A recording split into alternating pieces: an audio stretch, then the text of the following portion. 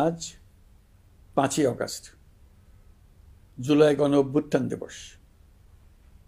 বাংলাদেশের ইতিহাসের এক অবিস্মরণীয় দিন।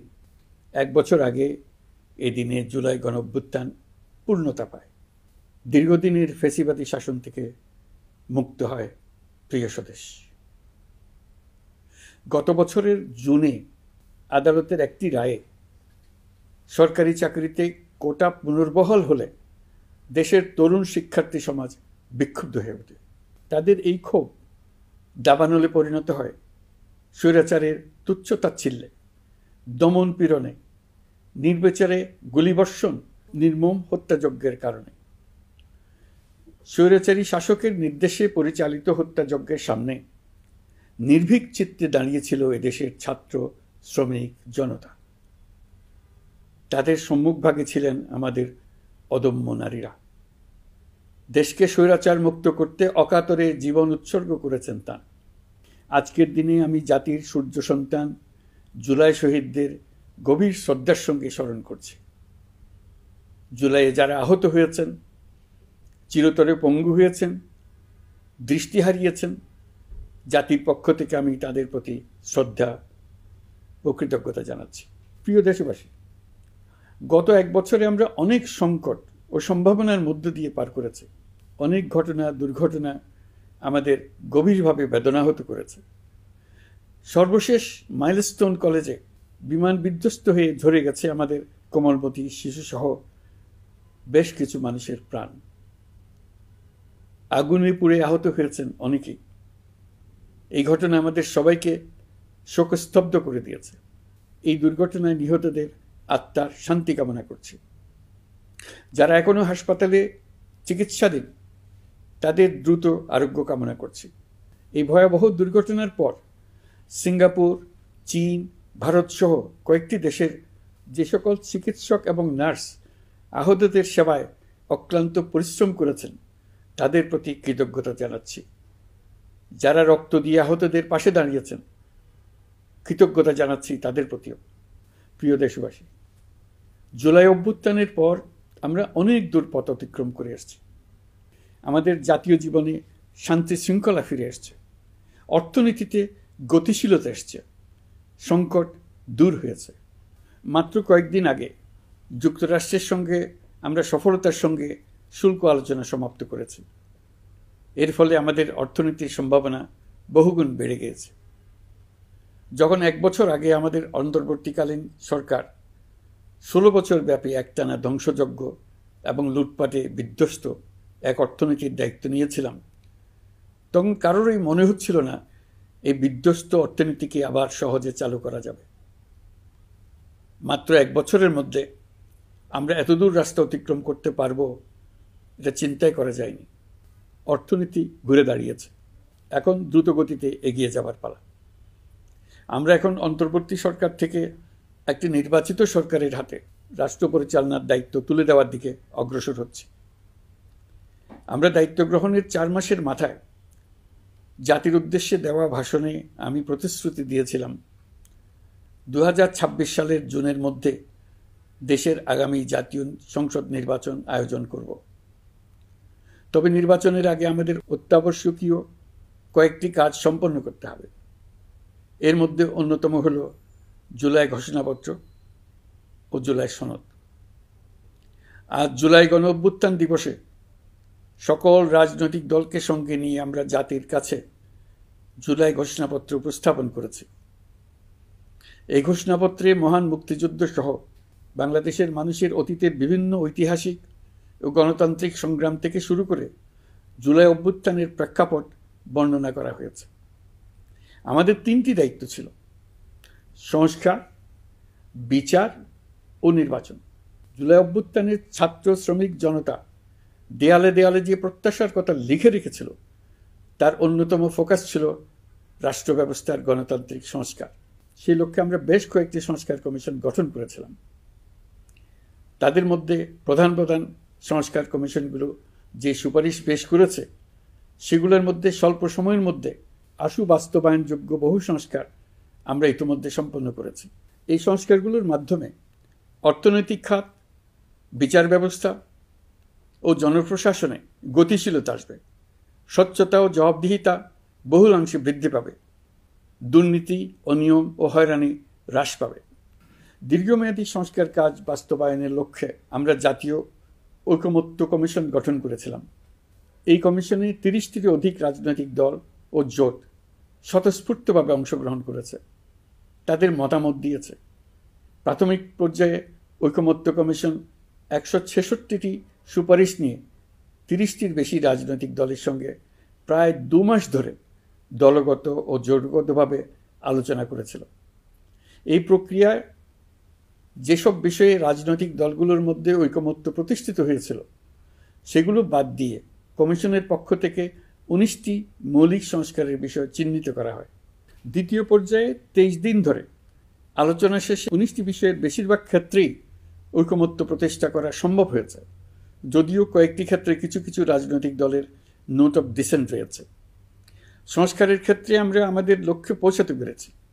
ঐকমত্য কমিশনের পরিচালনায় দেশের সকল রাজনৈতিক দল মিলে দীর্ঘদিন ধরে প্রতিনিয়ত আলাপ আলোচনার ভিত্তিতে জুলাই সনদ চূড়ান্ত হওয়ার পর্যায়ে এসছে। জুলাই সনদ একটি ঐতিহাসিক অর্জন।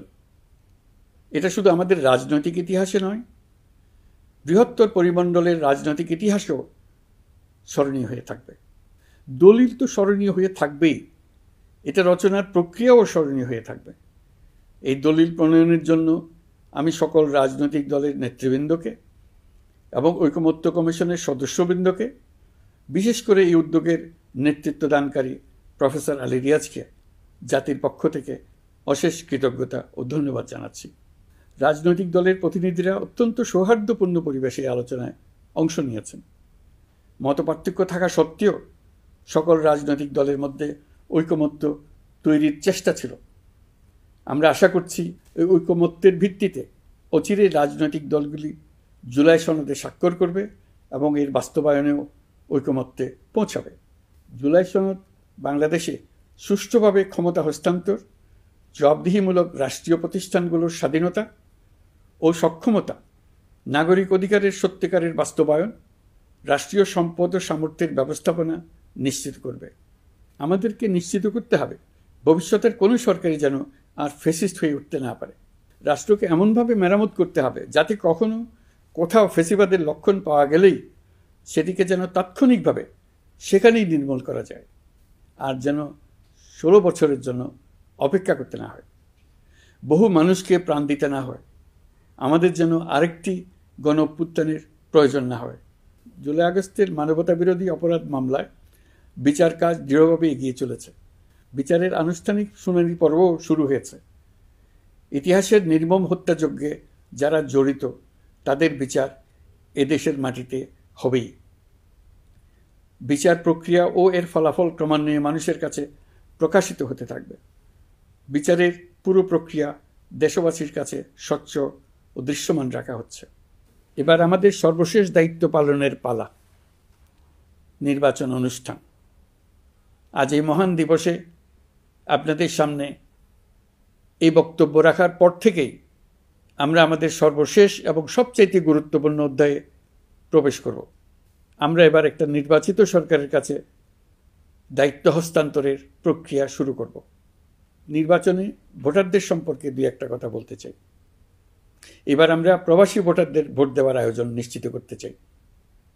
অর্থনৈতিক দিক থেকে সম্পূর্ণ বিধ্বস্ত বাংলাদেশ যে আবার দ্রুত ঘুরে দাঁড়াতে পেরেছে তার বড় কারণ হলো আমাদের রেমিটেন্স যোদ্ধাদের ঐতিহাসিক অবদান।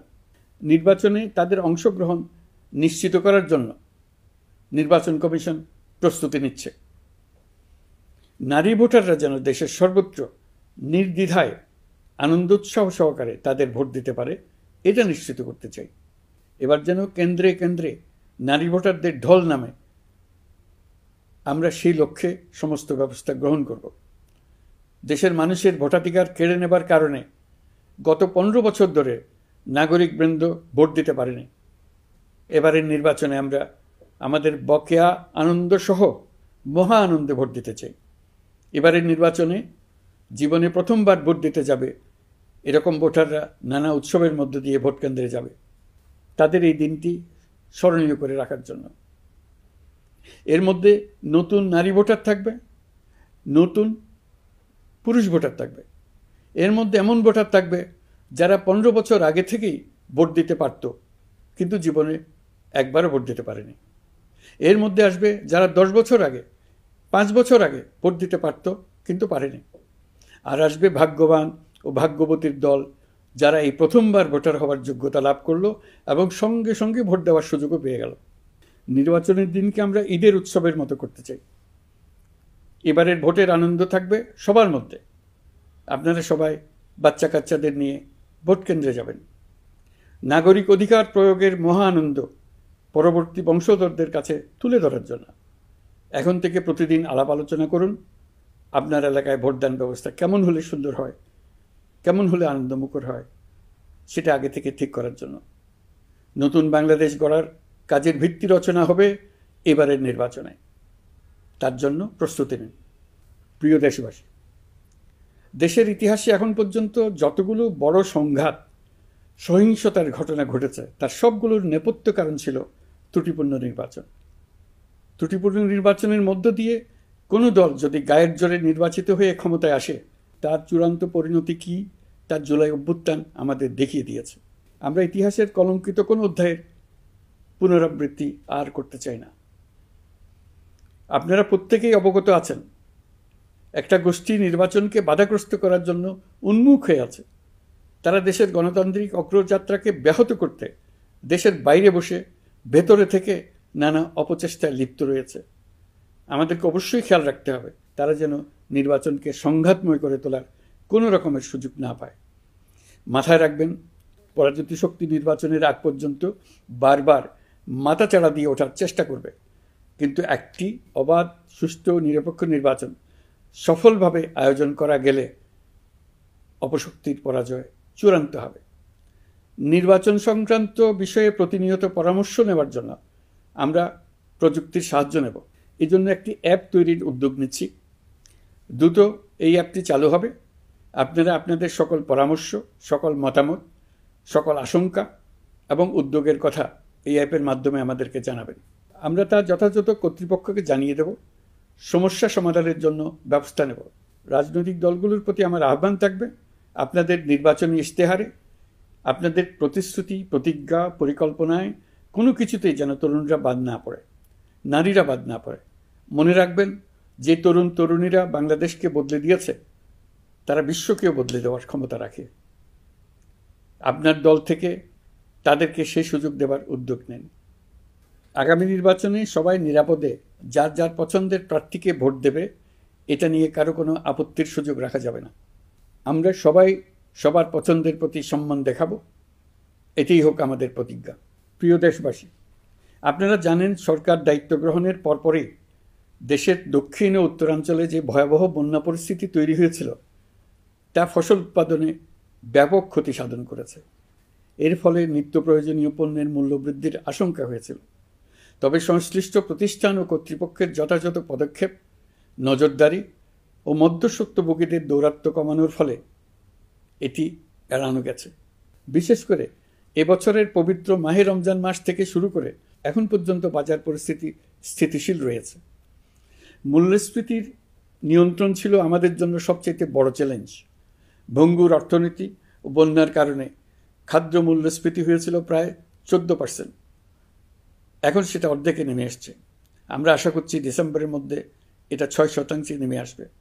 এই জুন মাসে দেশের সার্বিক মূল্যস্ফীতি কমে 8.48% হয়েছে, যা বিগত 35 মাসের মধ্যে সর্বনিম্ন।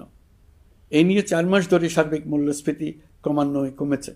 বর্তমান অন্তর্বর্তীকালীন সরকারের প্রতি প্রবাসীদের অসীম আস্থার ফলে মুদ্রাবাজারেও স্থিতিশীলতা ফিরে এসছে।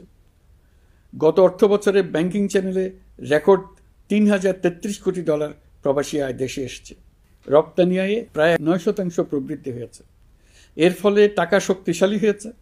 অনেক বছর পর ডলারের বিপরীতে টাকার মান বাড়ছে।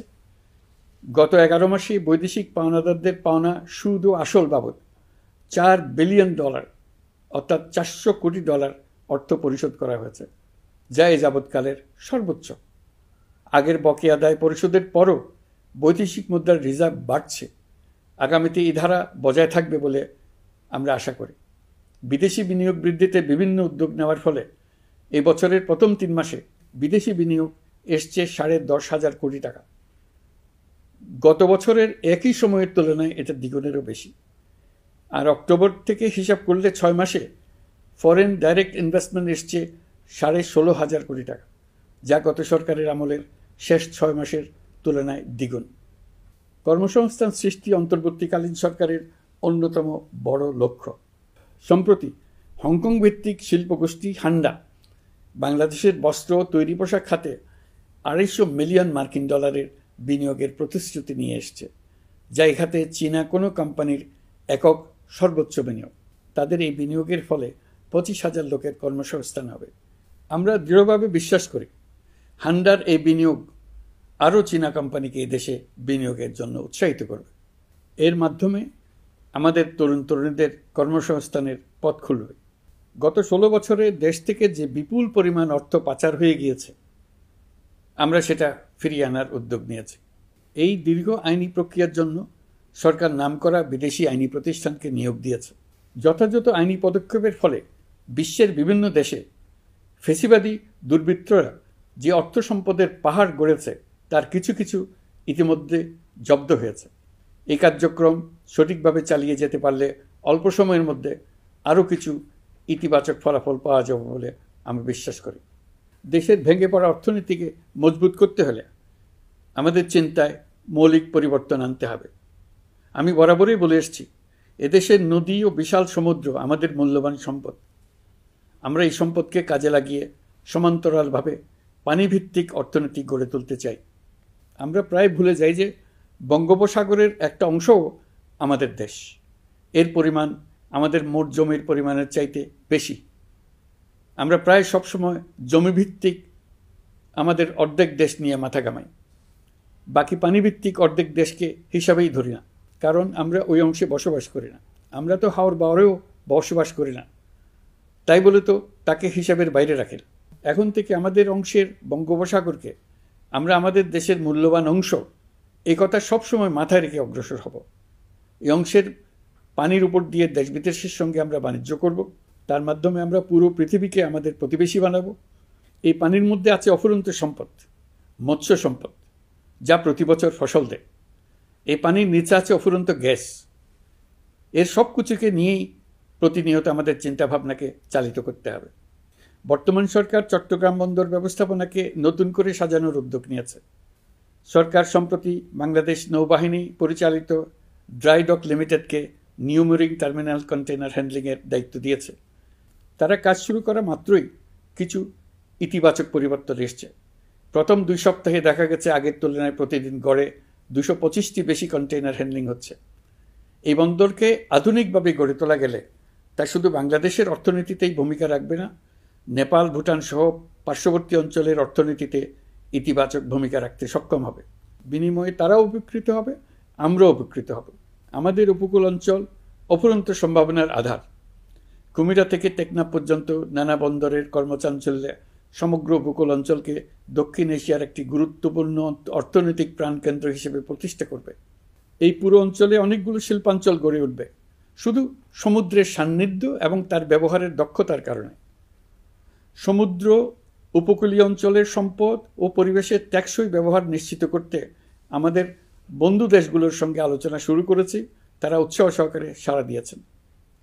গভীর সমুদ্রকে আমরা এখনও আমাদের কল্যাণে কাজে লাগাতে পারিনি। একে কেন্দ্র করে আমরা মাছ পালন, আহরণ ও প্রক্রিয়াজাতকরণের শিল্প গড়ে তুলতে কাজ শুরু করেছি।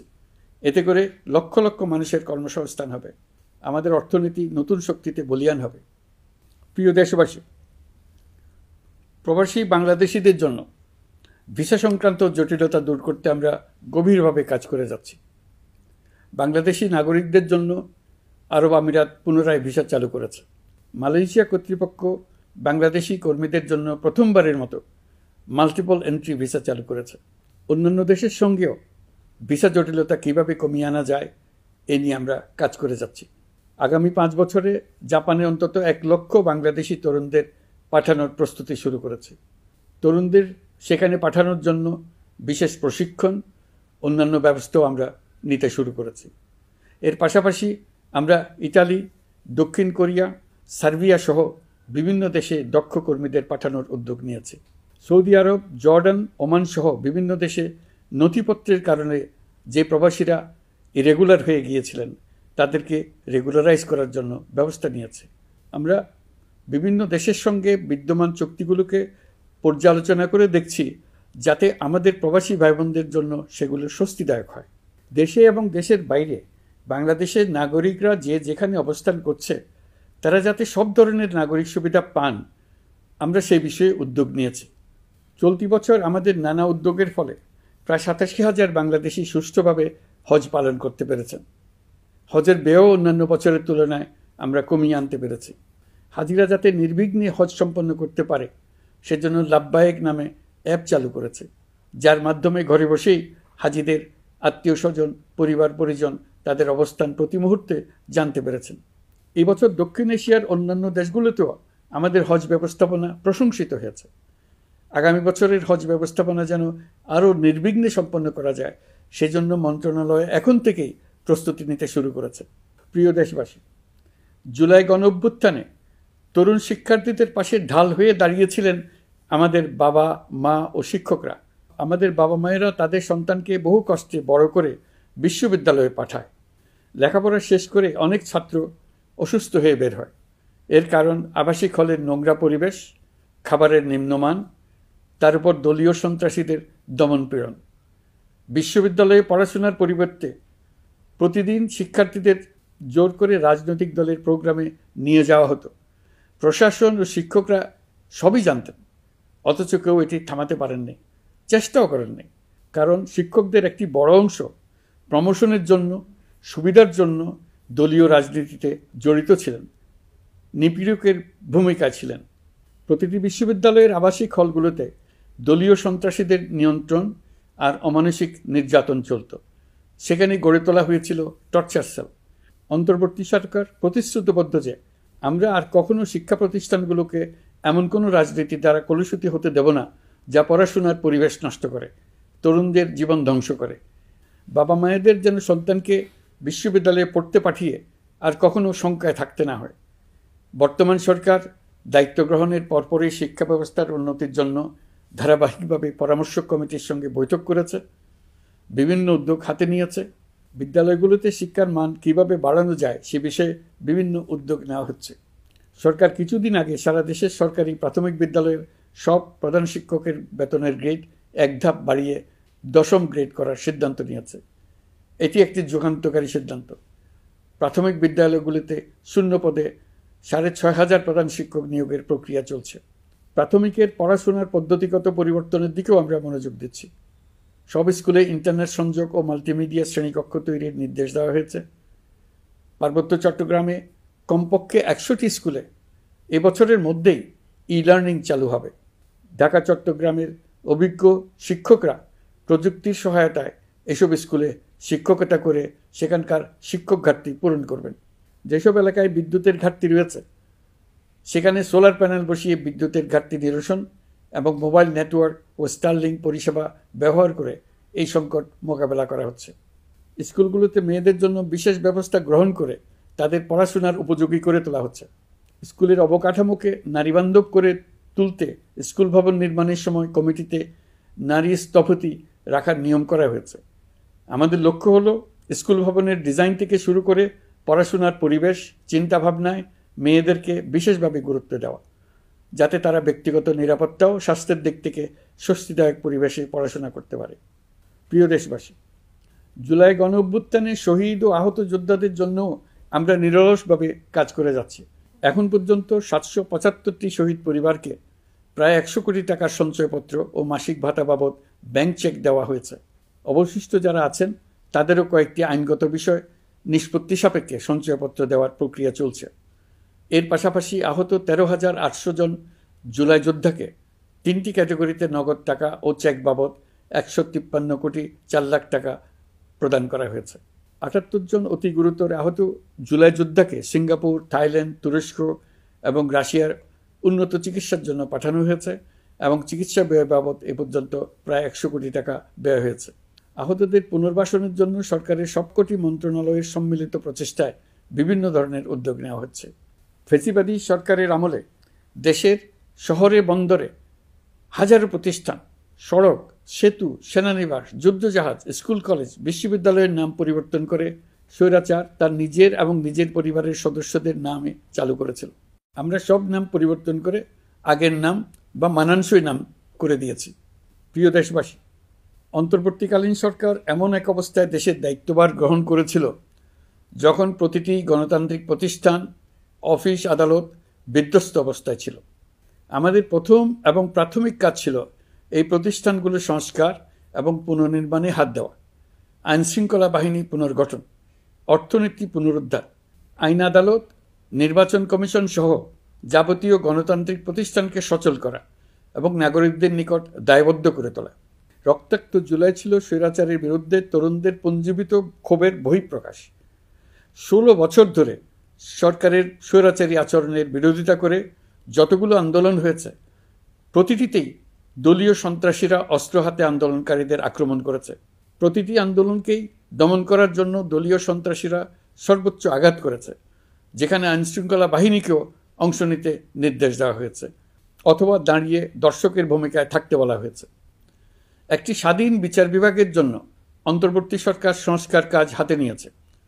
বিচার বিভাগীয় সংস্কার কমিশনের প্রস্তাবনা অনুযায়ী সুপ্রিম কোর্ট বিচারক নিয়োগ সহ যে সকল কাজ এই সরকার স্বল্প সময়ের মধ্যে করে যেতে পারবে, সে সকল কাজের অধিকাংশ ইতিমধ্যে সম্পন্ন করা হয়ে গেছে। বাকি কাজ চলমান রয়েছে। স্বৈরাচার আমলে দলীয় বাহিনীতে পরিণত হওয়া ভঙ্গুর আইনশৃঙ্খলা বাহিনীকে নতুন করে গড়ে তোলার জন্য আমরা সর্বোচ্চ ব্যবস্থা নিয়েছি। আইনশৃঙ্খলা বাহিনী দ্বারা কোনো মানবাধিকার লঙ্ঘন যাতে না ঘটে, সেই জন্য পুলিশ সদর দপ্তরে একটি সেল কার্যকর করা হয়েছে, যেখানে মানবাধিকার সহ পুলিশ সদস্যদের মাধ্যমে সংগঠিত যে কোনো অপরাধের বিষয়ে অভিযোগ করা যায়। এই সমস্ত সেল অন্যান্য আইন প্রয়োগকারী সংস্থার প্রধান কার্যালয়েও স্থাপন করা হচ্ছে। আসামিদের জিজ্ঞাসাবাদ হবে স্বচ্ছ কাচের ঘরে। হাজতখানায় বন্দীদের মানবিক সেবা নিশ্চিত করা হবে। অভিযান পরিচালনার সময় পুলিশ যেন জিপিএস ট্র্যাকিং সিস্টেম ডিভাইস সহ বডি ক্যামেরা পরিধান করেন, তা নিশ্চিত করা হবে। পুলিশ যেন আর কখনোই কোনো আন্দোলন দমনে প্রাণঘাতী অস্ত্র ব্যবহার করতে না পারে, সেই ব্যবস্থা নেওয়া হয়েছে। বেআইনি সমাবেশে বল প্রয়োগের ক্ষেত্রে জাতিসংঘের স্বীকৃত 5টি ধাপ অনুযায়ী পুলিশ সদস্যদের প্রশিক্ষণ দেওয়া হচ্ছে। সব মিলিয়ে স্বরাষ্ট্র মন্ত্রণালয়ের পুলিশ সংস্কার কমিশনের প্রস্তাব অনুযায়ী 16টি সংস্কার কাজ সম্পন্ন হয়েছে। আরও 43টি সংস্কার কাজ সমাপ্ত হওয়ার পথে। দেওয়ানি আইন, নারী ও শিশু নির্যাতন দমন আইন সহ বিভিন্ন আইনগত সংস্কার সম্পন্ন হয়েছে। সম্প্রতি সরকার ফৌজদারি কার্যবিধি সংশোধন অধ্যাদেশ 2025 অনুমোদন করেছে। এর ফলে এখন থেকে কোনো ব্যক্তিকে আটকের পর 12 ঘন্টার মধ্যে যত দ্রুত সম্ভব পরিবারকে জানাতে হবে। আটককৃত ব্যক্তিকে আইনজীবীর সঙ্গে সাক্ষাতের সুযোগ দিতে হবে। গ্রেপ্তারকৃত ব্যক্তি রিমান্ডের পর অসুস্থ বা আহত হলে তাকে ডাক্তার কর্তৃক পরীক্ষা করতে হবে এবং আঘাতের কারণ নিশ্চিত হতে হবে। তার প্রয়োজনীয় চিকিৎসা দিতে হবে। এক্ষেত্রে পুলিশের দায় থাকলে আইনি ব্যবস্থা নেওয়ার বিধান যুক্ত করা হয়েছে। এই আইনের ফলে গ্রেফতার ও আটক নিয়ে মানুষের হয়রানি অনেক কমে আসবে। পুলিশের জবাবদিহিতা বাড়বে এবং বিচারের কাজ দ্রুততর হবে। পুলিশ সংস্কার কমিশনের সুপারিশ ছিল কোনো ব্যক্তি থানায় জিডি করতে গেলে অবশ্যই তা গ্রহণ করতে হবে। জিডি গ্রহণ করা ছাড়া থানা থেকে কোনো ব্যক্তিকে ফিরিয়ে দেওয়া যাবে না। এই সুপারিশের ভিত্তিতে সরকার সিদ্ধান্ত নিয়েছে দেশের সব থানায় অনলাইনে জিডি করা যাবে। এখন থানায় জিডি না নেওয়ার আর কোনো অভিযোগ থাকবে না। গণতান্ত্রিক চর্চার অন্যতম প্রধান শর্ত গণমাধ্যমের স্বাধীনতা। অতীত ইতিহাসের দিকে তাকালে দেখা যায় মুক্ত সাংবাদিকতার ক্ষেত্রে প্রথম এবং সবচেয়ে বড় বাধা হিসেবে কাজ করেছে সরকার। অন্তর্বর্তী সরকার এইসব বাধা অপসারণে বিভিন্ন উদ্যোগ নিয়েছে। আমরা সমালোচনাকে উন্মুক্ত করে দিয়েছি। যে কেউ চাইলেই যে কোনো মাধ্যমে, সেটা মূলধারার গণমাধ্যম হোক কিংবা সামাজিক যোগাযোগ মাধ্যমেই হোক, সরকারের সমালোচনা করতে পারছেন। এমনকি রাষ্ট্রীয় গণমাধ্যমেও সরকারের সমালোচনা করা যাচ্ছে। নিকট অতীতে যা ছিল অকল্পনীয়। সাংবাদিকদের জবাবদিহিতা নিশ্চিত করার জন্য সরকার ইতিমধ্যে প্রেস কাউন্সিল পুনর্গঠন করেছে। আপনারা জানেন সামাজিক যোগাযোগ মাধ্যমে প্রতিদিন বিপুল পরিমাণ গুজব ও অপতথ্য ছড়িয়ে পড়ছে। দেশকে অস্থিতিশীল করতে হাতিয়ারে পরিণত হয়েছে গুজব। অপতথ্য মোকাবেলা করার জন্য সাংবাদিকদের সক্ষমতা বাড়াতে বিভিন্ন ধরনের প্রশিক্ষণের ব্যবস্থা নেওয়া হচ্ছে। স্বৈরাচারী সরকার আমলে সাংবাদিকতার ক্ষেত্রে বড় বাধা ছিল ডিজিটাল নিরাপত্তা আইন, যা পরে সাইবার নিরাপত্তা আইন রূপে আবির্ভূত হয়েছিল। আমরা এই আইনটি বাতিল করেছি। এই আইনের অধীনে সাংবাদিকদের বিরুদ্ধে করা সব মামলা বাতিল করা হয়েছে। সংবাদ মাধ্যমের স্বাধীনতা নিশ্চিতকরণে এটি একটি বড় অগ্রগতি। নতুন যে আইন প্রণীত হয়েছে তাতে আগের আইনের নিবর্তনমূলক 9টি ধারা বাদ দেওয়া হয়েছে। আগের আইনের আওতায় করা 95% মামলায় এসব ধারায়। আমরা বিশ্বাস করি নতুন আইন প্রণয়নের পর সাংবাদিকদের আইনি হয়রানি বন্ধ হবে। গত বছর মানুষের প্রতিবাদকে স্তব্ধ করে দিতে ফ্যাসিবাদী সরকার ইন্টারনেট বন্ধ করে দিয়েছিল, যাতে গোপনে তারা দমন নিপীড়ন হত্যাকাণ্ড চালাতে পারে। অন্তর্বর্তী সরকার সাইবার সুরক্ষা আইন সংশোধন করে নতুন অধ্যাদেশে প্রথমবারের মতো ইন্টারনেটকে মৌলিক অধিকার হিসেবে অন্তর্ভুক্ত করেছে। সম্প্রতি আন্তর্জাতিক bandwidth real time internet traffic পরিবহনে 4 টেরাবাইট সেকেন্ডের মাইলফলক অতিক্রম করেছে বাংলাদেশ সাবমেরিন কেবলস পিএলসি। বাংলাদেশে ইন্টারনেট সেবার মান ভালো করতে সরকারের পক্ষ থেকে সর্বোচ্চ উদ্যোগ নেওয়া হয়েছে। প্রিয় দেশবাসী, আপনাদের আহ্বানে একটি ঐতিহাসিক সন্ধিক্ষণে আমরা দায়িত্বভার গ্রহণ করেছিলাম। জুলাই অভ্যুত্থানের সৃষ্ট নতুন বাংলাদেশের যে অভূতপূর্ব সম্ভাবনা জাগ্রত হয়েছে তাকে এগিয়ে নিতে আপনারা আমাদেরকে দায়িত্ব দিয়েছিলেন। গত 12 মাস ধরে আপনাদের সবাইকে সাথে নিয়ে জুলাইয়ের দাবি পূরণের চেষ্টা করে যাচ্ছি। আসুন আজ জুলাই গণ অভ্যুত্থান দিবসে প্রতিজ্ঞাবদ্ধ হয়ে এই জাতিকে আমরা আর কখনো বিভক্ত হতে দেব না। আমরা সকল নাগরিকের প্রতি মর্যাদাশীল থাকব, তিনি যেই পরিচয়েরই হন না কেন। আমরা দৈনন্দিন জীবনে নানা ঘাত প্রতিঘাতে সাময়িকভাবে যদি পথভ্রষ্ট হয়েও পড়ি, প্রতি বছর জুলাই আমাদেরকে নতুন করে ঐক্যবদ্ধ হতে শক্তি যোগাবে। জুলাই তরুণদের উসিলায় জাতির আত্ম আবিষ্কারের মাস, ভুলভ্রান্তি শুধরে নেবার মাস, গর্তে পড়ে যাওয়ার প্রবণতা থেকে নিজেদেরকে রক্ষা করার মাস। জুলাই গ্রামে গঞ্জে, সরকারি বেসরকারি স্কুল কলেজে, বিশ্ববিদ্যালয়ে, ফসলের মাঠে, ঘরে বাড়িতে কিশোর কিশোরী তরুণ তরুণীদের কাছ থেকে তাদের আকাঙ্ক্ষাগুলো জেনে নেওয়ার মাস। নির্বাচন আসছে। যদি আপনি আপনার নির্বাচনী এলাকা থেকে দূরে বসবাস করেন, তবে এখন থেকে নিয়মিত নির্বাচনী এলাকা পরিদর্শন করুন, যাতে সেরা ব্যক্তিকে নির্বাচিত করতে আপনি প্রস্তুত হতে পারেন। যাদের তাজা রক্তের বিনিময়ে আমরা আমাদের এই অতি মূল্যবান অধিকার ফিরে পেলাম, ভোটটা দেওয়ার আগ মুহূর্তে যেন তাদের চেহারা আমাদের চোখে ভেসে ওঠে। ফেব্রুয়ারি বেশি দূরে নয়। নির্বাচন নিয়ে প্রস্তুতি নিতে নিতেই ভোটের দিন এসে পড়বে। বহু বছর আমরা কেউ ভোট দিতে পারিনি। এবার আমরা সবাই ভোট দেব, কেউ বাদ যাবে না।